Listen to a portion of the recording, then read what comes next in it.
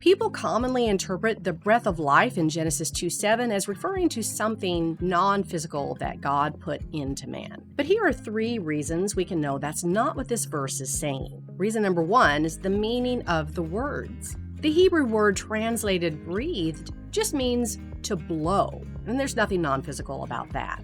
The word translated breath just refers to respiration, as in your ordinary, normal day-to-day inhaling and exhaling of air. Now next, the word here translated life isn't referring to some mysterious essence that makes something animate, and it's actually not even referring to life as vitality or as a condition. This particular word refers to life as the spans of time during which someone is alive. Now you can check out those scripture references we have there for other examples. Putting this together, the breath of life is just the respiration required to keep one's lifespan going. Then there's the Hebrew word nephesh, often translated soul, but it's also often translated creature or person, among other things. This word means breath or breather, something that breathes, including all animals. It doesn't refer to anything non-physical. Reason number 2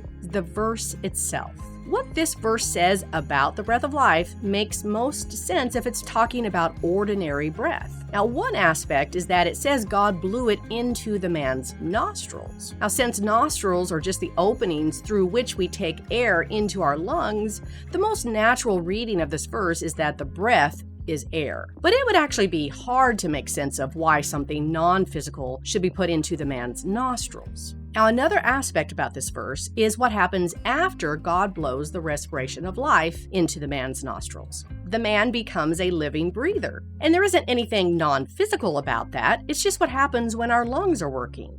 And reason number 3 is the literary context. See, elsewhere in Genesis, we find the same language being used when referring to animal respiration. Now, a passage about the flood says, "All in whose nostrils was the breath of the gust of life from all that are on dry land died." Now, this same breath of life or respiration of life that was blown into the man's nostrils is also in the nostrils of all animals. In other words, what's in human nostrils is the same that's in animal nostrils.